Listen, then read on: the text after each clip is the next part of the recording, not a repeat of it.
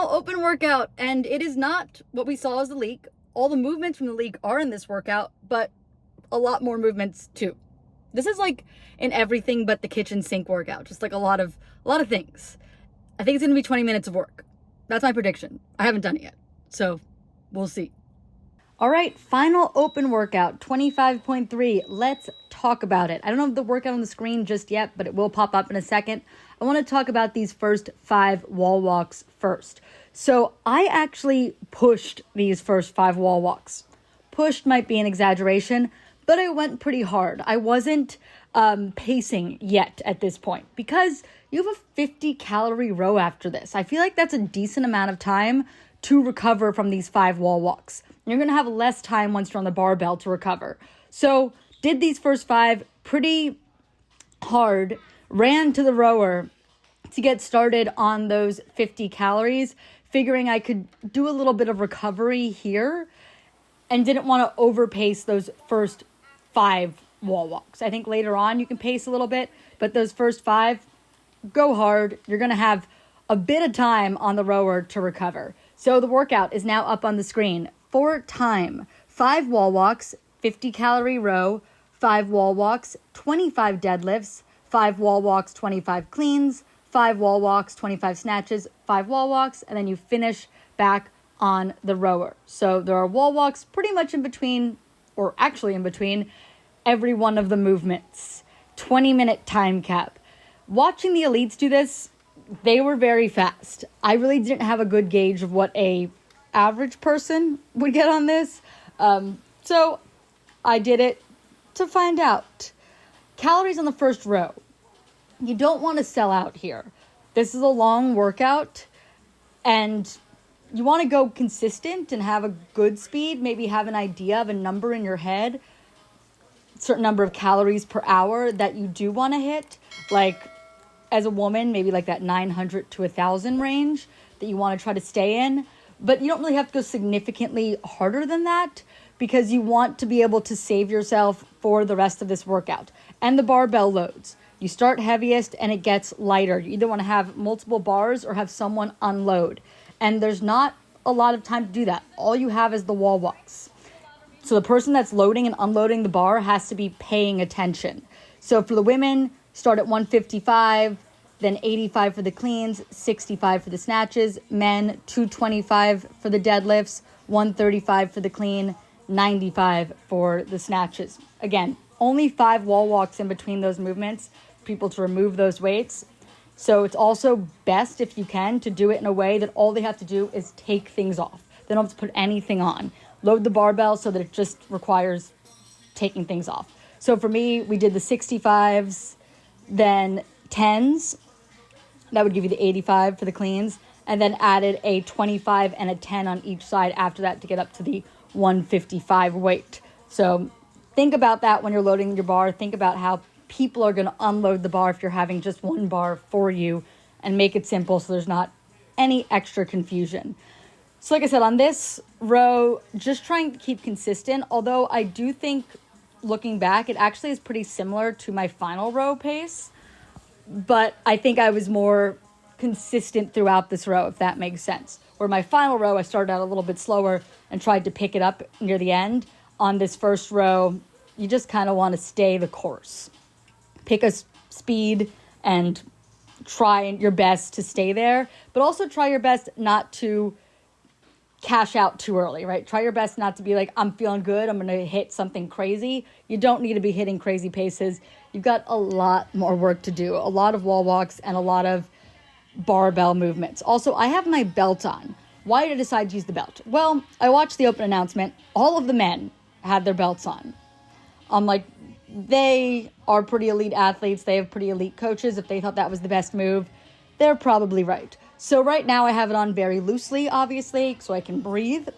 And I'll tighten it up once I get to the barbell. So again, onto these wall walks. I don't mind the wall walk, but it can be a tough movement for a lot of people. So making sure you're breathing during it. Sometimes I have a bad habit, and I'm probably not the only one, of holding my breath a little bit on that wall walk. Try to make sure you're breathing. If you can't breathe while walking, make sure you breathe in between the reps, but ideally breathe while you're upside down.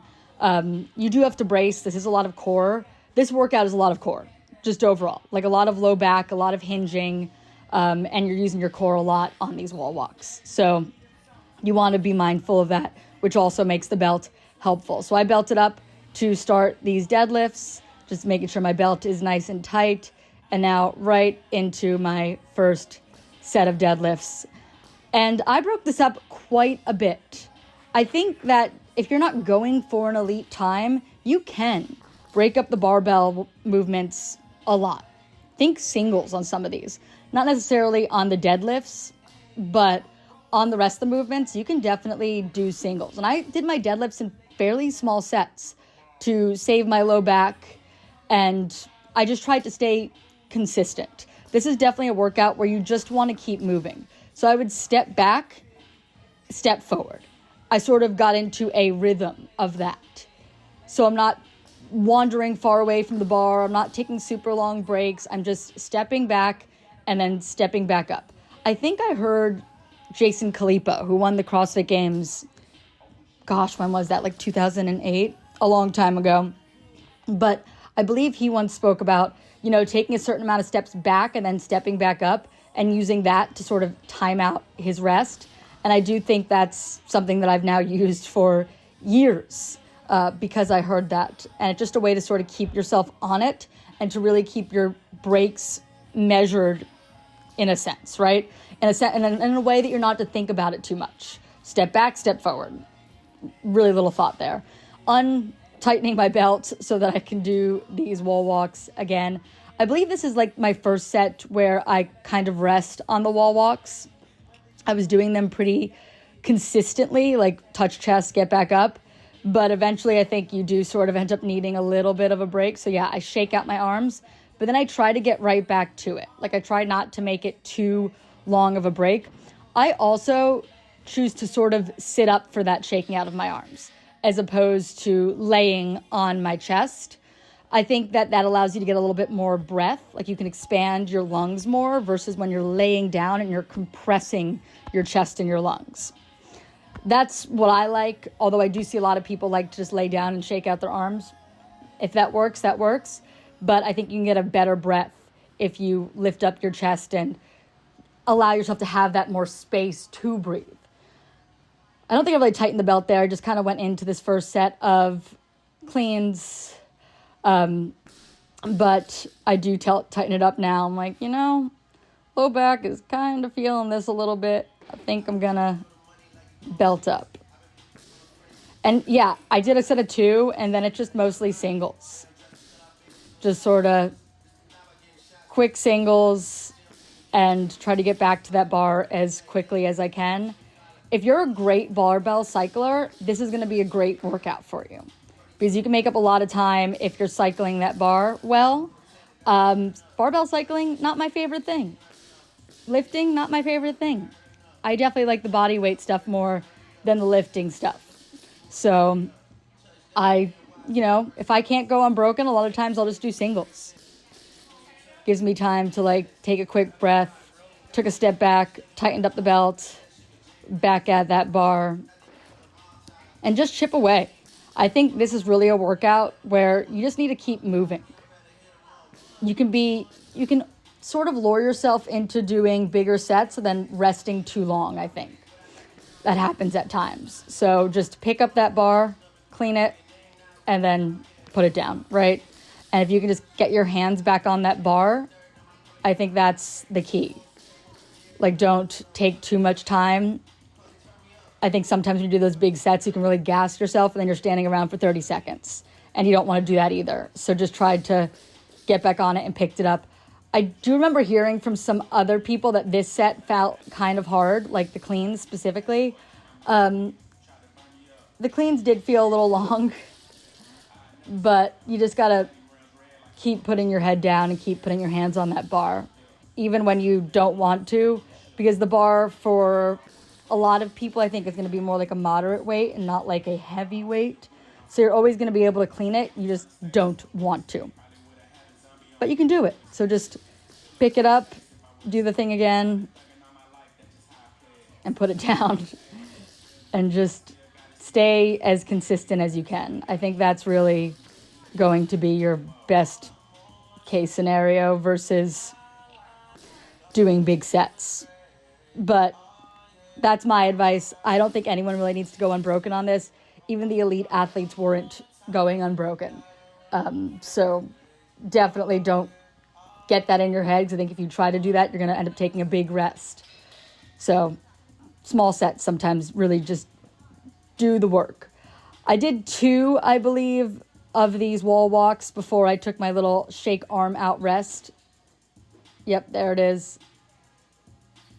Again, just trying to like sit up a little bit, really get a good breath, fill up those lungs, back down, do it again.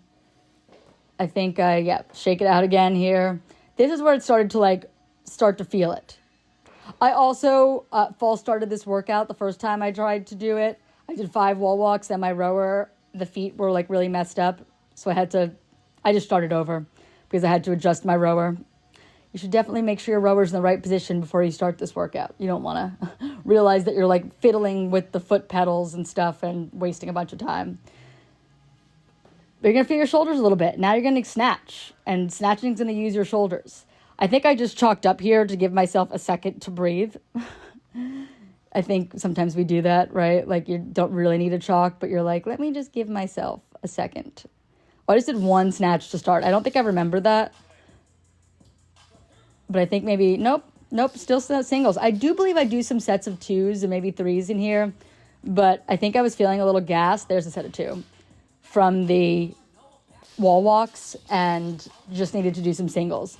But again, just getting on that bar, right? Like, just start doing it. Don't stand there and look at your bar too long. That's the kind of stuff that you get stuck, right? Like you can lose so much time staring at things. I'm tightening up the belt. I hadn't tightened it up yet. I don't usually belt up for snatches, but this is going to be a lot of low back.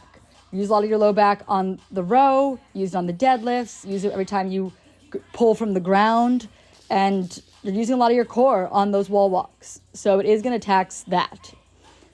Took a look at the clock, trying to see if I am within the realm of finishing. At least that's what I was thinking about there. And I'm like, I have a shot at it. Just got to stay on this. Took that break to chalk again, but I think I come back and do a small set just to make those reps go up a little bit faster. Yeah, small set of 2. But I did do some 2s on this. The snatch feels a little bit lighter, but you're starting to feel a little taxed. Well, a lot taxed. You're taxed at this point. You're feeling 12 and a half minutes into this workout. At least I was. I was feeling that. Again, that step back and step back forward. And then I did a small set, right? Because I took that little break. So when I took the breaks, I felt like I should do a set. Again, taking a little break, step back forward. Get the hands on the bar. Start doing the lifting. And again, a set of 2. That was sort of my way that I excused my little breaks, is by doing a set of 2. I almost loosened the belt there. Was like, nope, you just got to keep going. Keep trying. Keep chipping away at these. 25 reps is no joke. If these were 10 reps, maybe 15 reps, holding on and going unbroken would be very possible. 25 is a number where you really have to, it's long. You got to grit it out a little bit.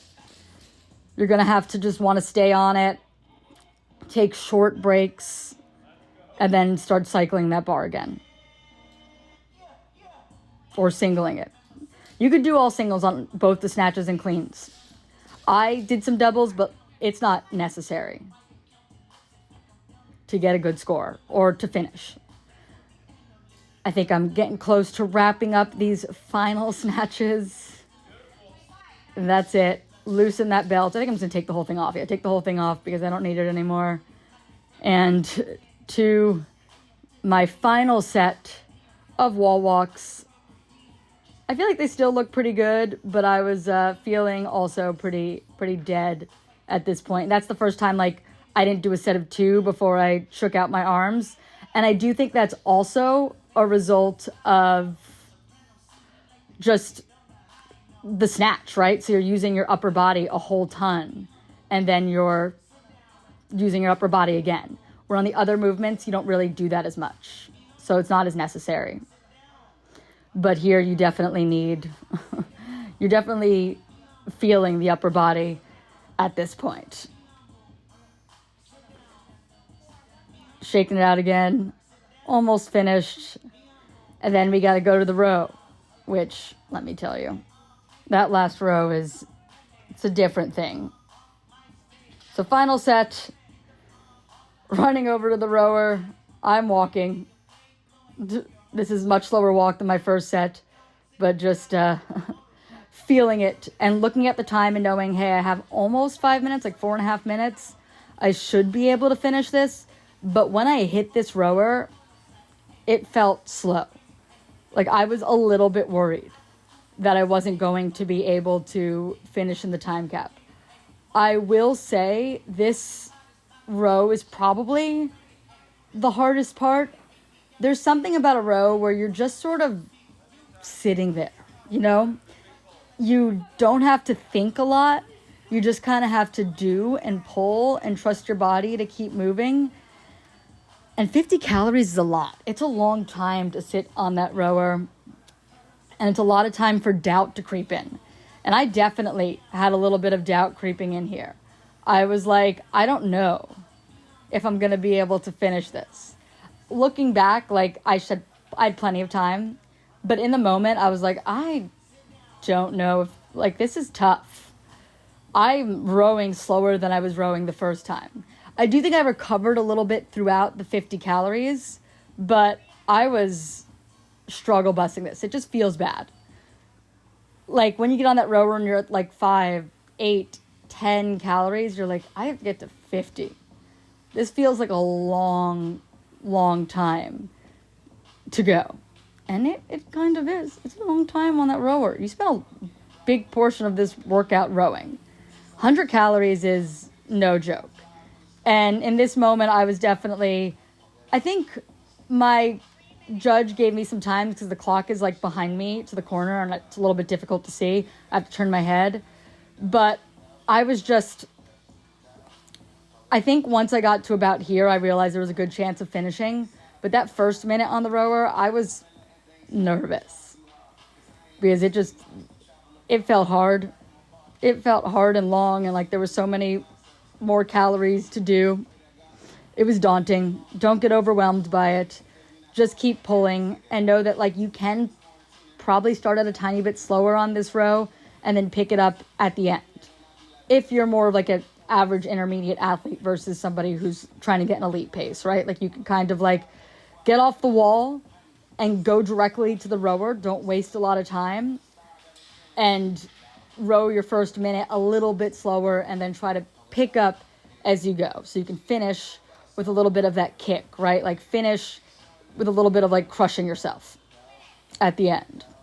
But you can kind of pace it up front and just, you know, keep a good pace at the beginning and then like really suffer in those last 10 calories, which I think is where I'm getting here. You see, I'm like, this is it. You're almost there. You only got a couple calories left. Pull hard. Try to drive with your legs with whatever you've left, which is not a lot, but do your best. Do your best to drive a little bit with those legs and yank that rower a little bit, finish it off, and get to the end. Like whether you're finishing on the rower because you're like time capping, or if you're just near the end of your workout, you're trying to finish, try to sell out those last couple seconds. You can sell out. Because right afterwards, you just have to fall over. You have to fall over and be like, hey, I did the whole open. This is the last workout. I finished it. There we go. I finished it. Time to lay on the floor. And feel a little relieved to know it is all over and I don't have to do any more open workouts for another year if I don't want to. It was tough. It was tough. And now here, this is the recovery position. This is so common in all CrossFit gyms to find people just writhing on the floor. But any other gym, this would look insane. But totally normal in a CrossFit gym. 25.3, done. Time for a nap. I think I'm pretty happy with that. I don't think I'm gonna do this one again, although when I rewatch this video, maybe I'll feel differently. But I wasn't sure if I was gonna finish. I finished. It's a lot of calories on the rower. It's a lot of wall walks, so I think I'm happy. I think I'm content on this one. If you're new here, make sure you subscribe. I appreciate you all for watching, and I'll see you in the next one very soon. Post open content. Don't worry, I'm not going anywhere. We'll still have plenty of content, especially with the CrossFit season coming up. We have Mayhem Classic so soon. Lots of stuff. So stay tuned.